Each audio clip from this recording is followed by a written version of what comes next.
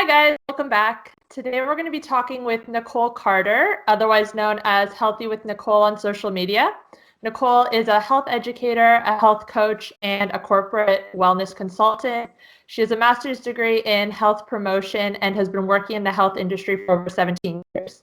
So she was vegan for over 15 years, but she has now switched to a carnivore diet, and that has cured her autoimmune disorder. Nicole is an expert in all things fasting. I'm always referring to her Instagram for information on the topic, and fasting is going to be our main topic for today. So why don't you introduce yourself, Nicole, and tell us a little bit about how you got into health and nutrition. Okay.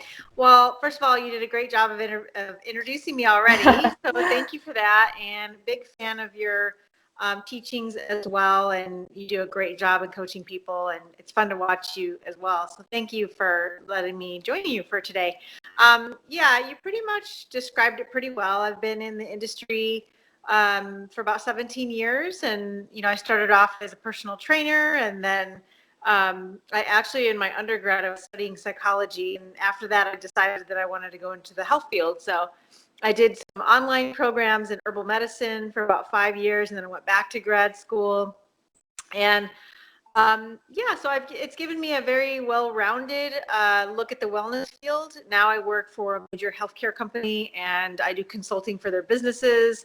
And then, of course, I've been, being a coach for all these years, get to work with individuals, which is my favorite. So that's a little bit about me.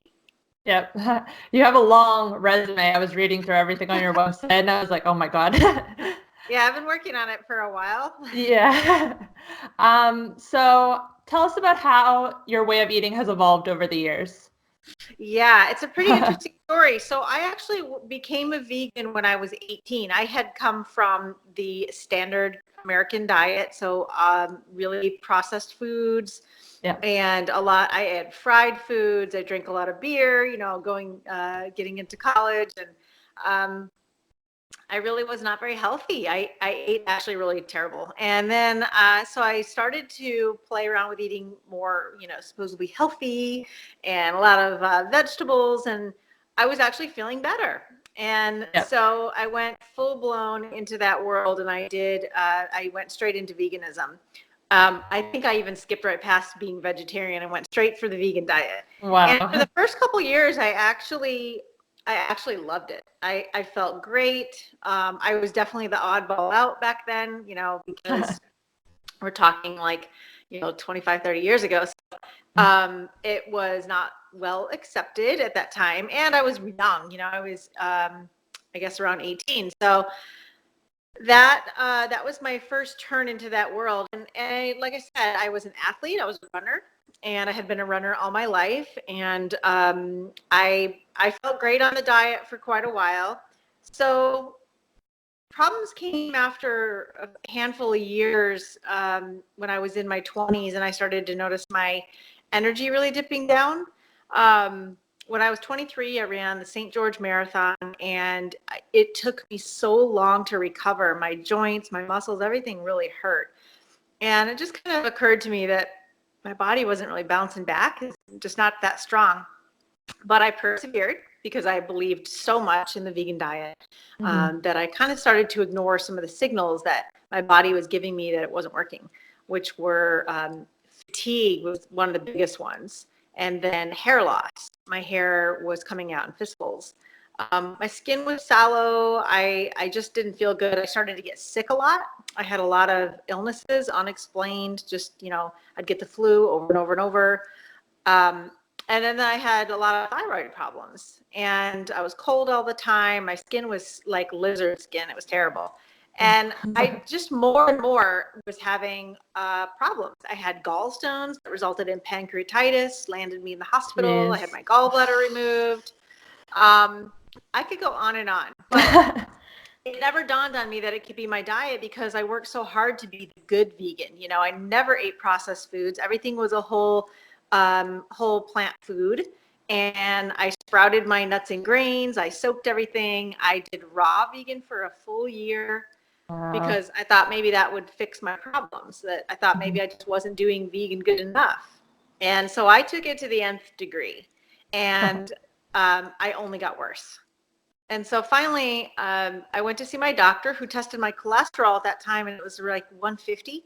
And he urged me to start eating meat. And he was a naturopathic doctor. So I was like, Yeah.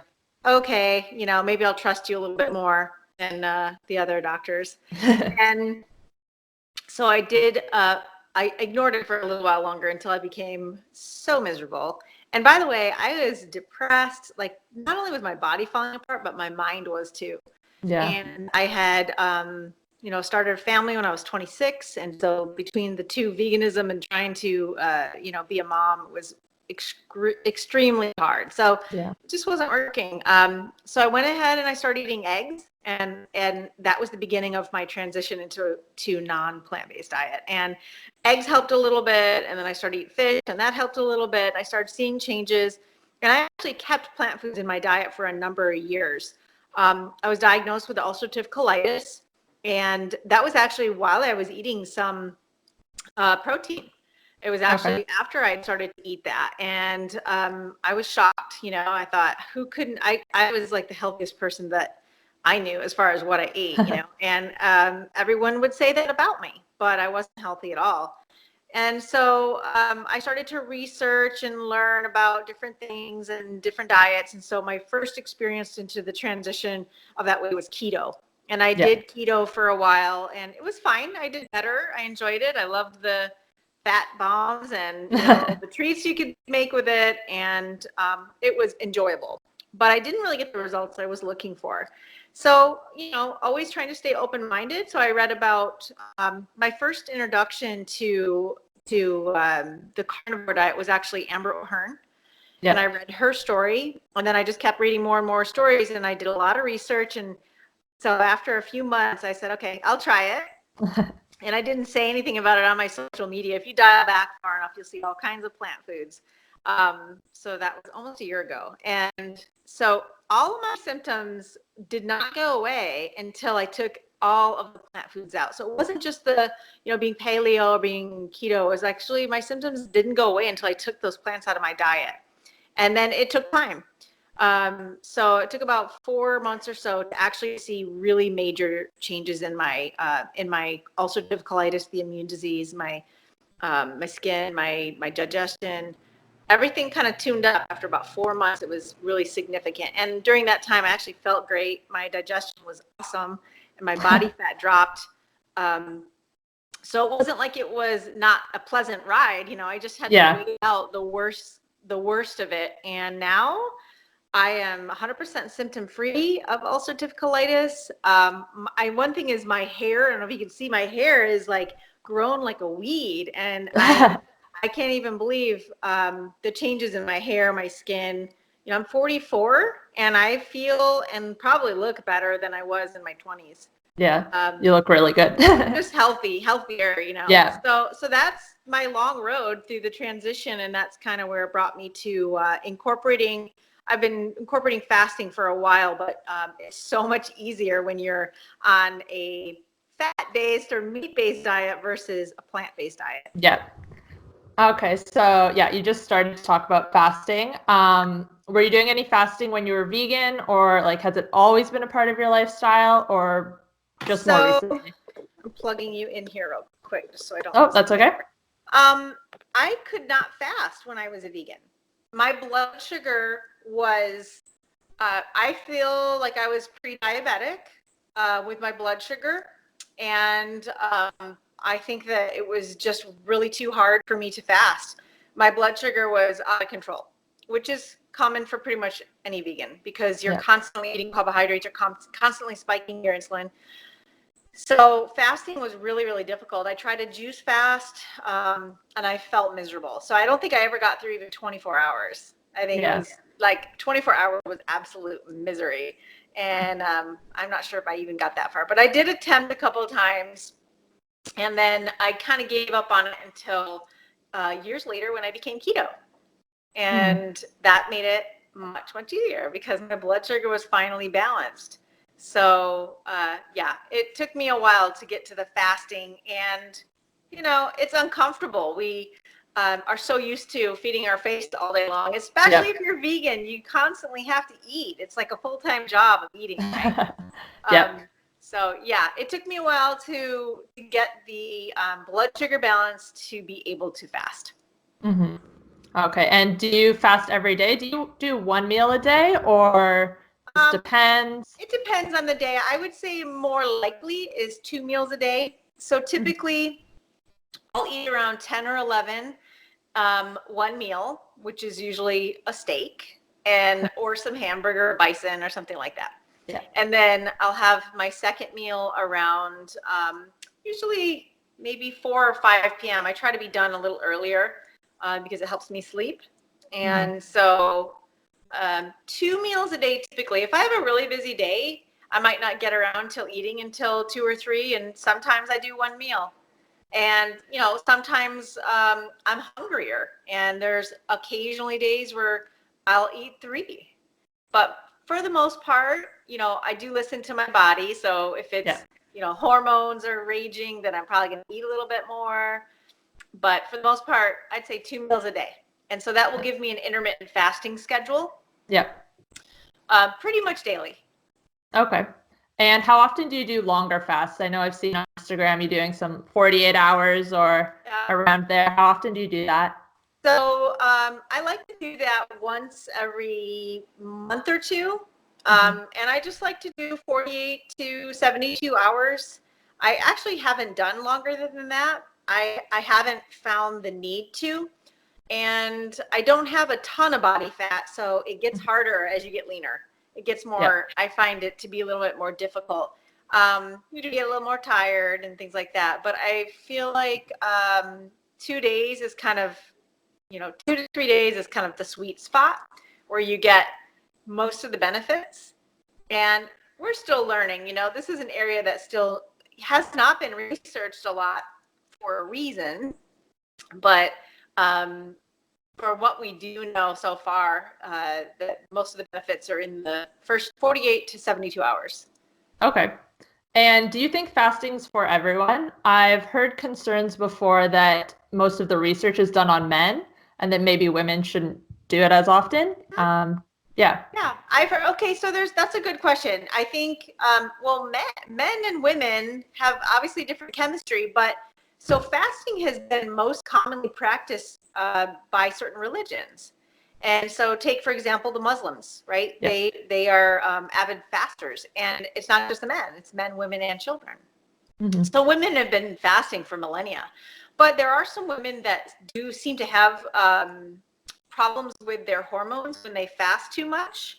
And only the individual can know that. So you'll have to try it out to see. But most of the women that I work with that are fasting do really well. I think, honestly, I've only had 1 or 2 that I need to scale them back because they start to have symptoms of stress on the body.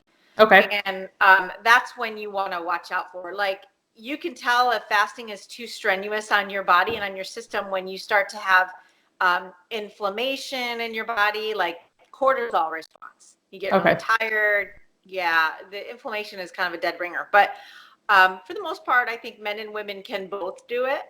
And we all need to take time to let our bodies adjust to fasting. Okay. And is there any groups of people specifically that you think shouldn't fast ever, or? Yeah. So I've had the question a lot from women. Pregnant nursing women, I don't think should fast. Yeah. That's, you're when you fast, you're basically relying on your body's storage compartments, right, for nutrients. So your body fat holds all kinds of nutrients, and it also holds toxins.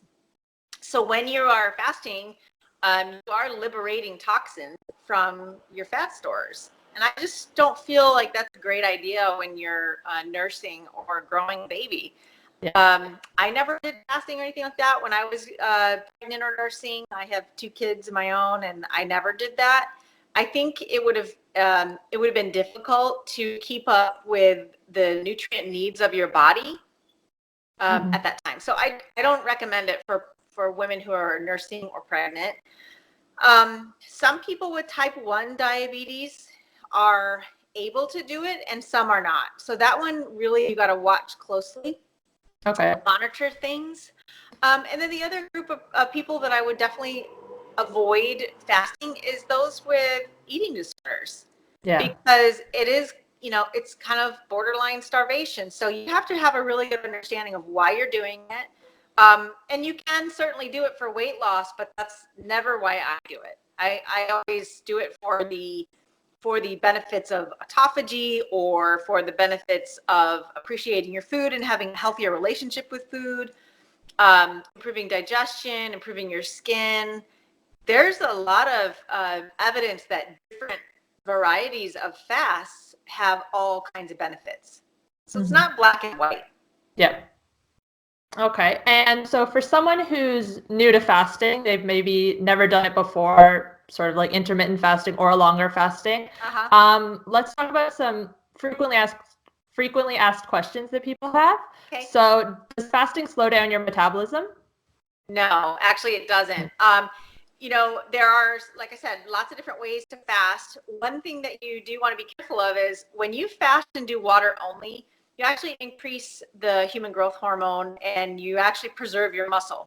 If you do just caloric restriction, that's caloric restriction and you don't make those hormones. So you actually could slow down everything by losing muscle.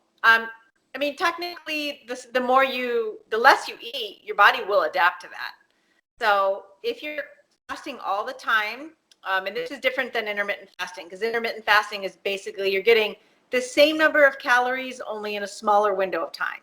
Yeah. If you're cutting your calories back, then yeah, your body will slow down to respond to deal with only the calories that you're giving it. So there is a difference. But no, for the most part, if you're just doing a basic fast, and when you're not fasting, you're getting enough calories, you should not see your metabolism slowing down. Yep. Okay. And what breaks a fast? Things like MCT oil, coffee, like do these break a fast? Yeah, well, there's a lot of different opinions on this one, and I'll tell you my opinion. Okay. So in my opinion, the only real true fast is putting nothing in your mouth. Nothing. Because even water can stimulate your organs. So that would be a dry fast, which is it's really difficult for us, right? Because most of us are not hydrated because we're eating a lot of carbohydrates. If we're eating mostly meat, you actually should stay pretty hydrated, get a lot of fat in. So I think that's the only way to truly know that nothing is affecting your system. The next more likely scenario is going to be a water fast. Water only fast is also very difficult because it actually dehydrates you, because you drink water and you flush it right out. So you're just flushing out the system. If, on the other hand, you put salt in it, to be saltwater fast, now your body is going to be more hydrated. And that's the one that I would typically say is that's the place to go. Most people can do it. You stay hydrated. You avoid feeling really crummy. It's easy to get headachy on a dry fast and get dehydrated really quick. And you can't go as long. If you have a lot of body fat and you just need to stay hydrated and you're trying to lose body fat or you're trying to heal something in your body, saltwater fast you can do for longer. And then you could do a period of dry fasting if you wanted to. So I would say that area is going to be the more medicinal purposes of fasting. So technically, if you put any kind of proteins, so I guess the question is, what do you mean by breaking a fast? Yeah. Do you mean that your insulin goes up? Do you mean that your enzymes in your liver are activated? Because you could drink black coffee, but the enzymes in the coffee stimulate functions in the liver. Same thing with tea. So that's possible, but we're not spiking your insulin. So if you're fasting for healing diabetes, for example, then anything that spikes your insulin is going to be problematic, right? So that would mean that you technically could have MCT oil or fats and things like that in your coffee. Yeah. If you're trying to lose weight and you are doing, like a bulletproof coffee, putting the fats in there, you're kind of being counterproductive because you're adding in a whole bunch of fat and calories. Yep. I personally think that breaks a fast. MCT oil, any kind of fat, creams, all of those break a fast. But there's also a point to argue that if you are just trying to alleviate digestion from, your intestines a break, let's say you have an inflammatory bowel disease, then if you're not eating any fibers and you're just drinking herbal teas or coffee, then that should be okay. It should still, you should still benefit. I think that there's not enough research to really solidify all of these ideas 100%. So there's flexibility, in my opinion. If you're someone that's just trying to learn how to fast and get better at fasting, and you are not too concerned with autophagy, then if you put cream in your coffee, you're probably going to help extend your fast because it'll pretty much kill your appetite. But now you're talking about protein getting in your body, and that affects the mTOR, and now you're talking about stopping autophagy. Yeah. It depends on what your goal is, but I'd say if you really want to be foolproof with it, saltwater fast. Okay. That's a good answer. Yeah, it really depends on what you're trying to get out of it. But yeah, when it comes down to it, it's just nothing. Just that's the best way to do it. Yeah. Yeah. I mean, I think I have seen people that are, they basically just are obsessing about food. So I'll tell you this, I have one client that she has been so obsessed over her food that her goal was not to lose weight. It wasn't to heal a certain disease. It was to break the obsessions with food. And so fasting for her was actually more of a mental process and kind of spiritual, because she needed to reestablish her relationship with food and what is hunger and what do I need to feel satiated. So she used coffee and she had cream in it, and she would fast, here and there, skipping a day of food so that she could get comfortable and be okay with feeling okay about, I'm not going to die without food today. Yeah. Because she was one of those people that was constantly needing to put food in her mouth or drinks or having something like that. And so, would that be something I would say for someone who's trying to heal a disease? Probably not. But for her, that worked just fine. So it's a very controversial topic in terms of what's the right way to fast. And I just don't believe there's really a right way. I think there's a right way for you, depending on your goal. Okay. Good answer. And can you work out while you're fasting? For sure. Some people get a surge of energy. Some people get sleepy.